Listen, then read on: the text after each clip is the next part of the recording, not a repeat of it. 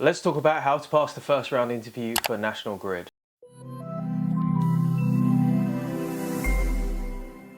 What's up guys, it's Mike from Job Ready English here to help you get hired. We break down the interview and recruitment processes for world famous companies to help you pass their interview. And today we're going to be talking about the UK energy giant National Grid. As ever, if you need more help with passing your interview with a 50+ page research note, video courses, templates, handouts, and sample answers, make sure you check out the National Grid Pass the Interview Pack down in the description below. This video is split up into 3 bite-sized chunks. Part number 1, we talk about their recruitment process and what you can expect. Part number 2, the most common questions we found in our research from publicly available sources, from candidates who've already taken the interview. And part number 3, some other questions we came across which we found kind of interesting and we wanted to highlight with you. So let's get started with what you can expect from National Grid's recruitment process. Candidates reported the process taking about a month. They applied online. We couldn't find any information about any online testing. I would suggest that there would be, but we weren't able to find any mention of that. In terms of the interview, there were 3 interviews. The hiring manager was very prepared and had reviewed my skill set to ensure that I was a correct fit for the role.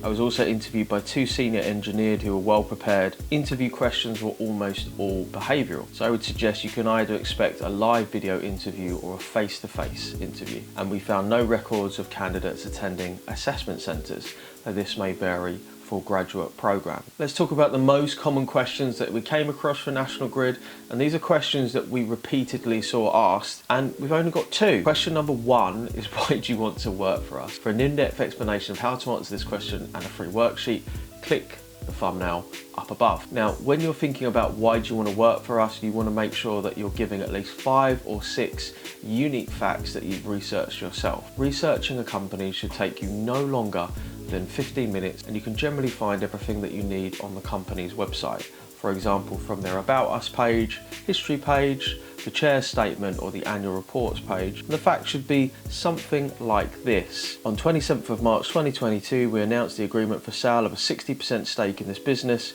which owns and operates the gas transmission network across Great Britain, including our UK metering business, which previously formed part of NGV. The sale is subject to certain conditions. That's a very particular item of news about National Grid selling off some of its metering system, but you'll see how specific that is, and that isn't applicable to any other company. And that's really your baseline thinking, well, could I say that about any other company? If not, then it's specific and not generic. Question number 2, tell me about a time when you led a team. So this is a competency-based question, and we already know from the memories that most of the questions are going to be competency-based. How do we answer them? We use STAR, situation, task, action, result. And we want the majority of our answer to be concentrated on our actions, 70%. Situation, where were you? Task, what did you have to do?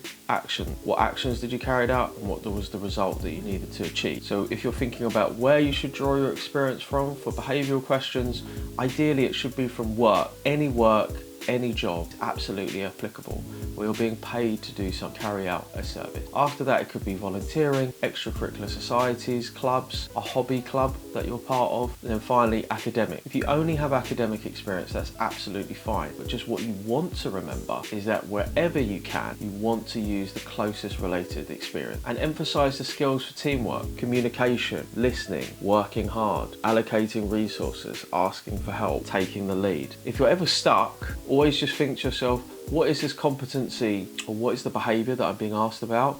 Then look for a list of ideal skills or parts of that competency on Google. So here are 5 other questions which we came across which were interesting. Question number 1, provide an example when you had to deal with a difficult situation at work. So the difficult situation could be a colleague, a client, or general business problem. So outline that problem really clearly. Ultimately, it should either be a difficult problem with a person, i.e. a disagreement, dissatisfied customer, poor customer experience, or it should be what I would say a 2 or 3 step challenge. You know, I was working as a chef in a kitchen and we have 3 fryers and 2 of them broke, and we had to cover orders for 50 people in 3 hours. What did I have to do? Well, I have to source the fryers, get the fryers in, and then cook the food. It's a multi-stage challenge or problem. I think that's a really important point to think about.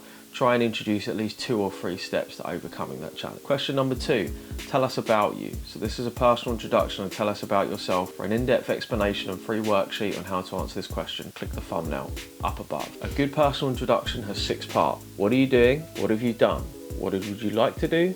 Work experience, volunteering and extracurricular activities, other skills, interests and hobbies. So that's what you want to be including, and you want your personal introduction to run for about 2 minutes. Question number 3, how do you manage multiple projects? How do you multitask? How do you manage your time? I would include at least 3 projects that you had to manage, and they can be from different spheres of your life. Could be one is a piece of coursework, one is a personal relationship, and one is something at work. And then breaking down the stages that you have to go through and providing the steps that are required for you to not just manage that, but successfully complete those tasks. Question number 4, please describe a time you built a great relationship with someone. So this is so important for companies that do a lot of client work. Building a great relationship with someone, for me personally, as somebody who's spoken to probably about 100,000 people, the most important thing is really just listening to people, asking the right questions, showing an interest in someone, being kind, giving without the expectation of receiving, following people up, and being true to your word. If you say you're going to do something, you're going to send something, then you have to do that. These are still many areas in which I fall short, but it's something that I strive to do whenever I initiate or have somebody want to build a new relationship. Question number 5, tell us about a time when you solved the problem. So again, this is another competency-based question using STAR. Really importantly, what you want to think about is, what is the problem? Is it a serious problem? What are the stages of solving the problem? Is there any additional resources or help that I need? And take me through the steps of solving that problem. Guys, I hope that you enjoyed this video about National Grid. I really wish you the best of luck in getting a job there. Drop us a comment down below and let us know how we did. Was this helpful? What other videos would you like us to make? How could we make these videos even better and even more helpful for you? Wherever you are, whatever you're doing, I wish you the very best of luck. See you later.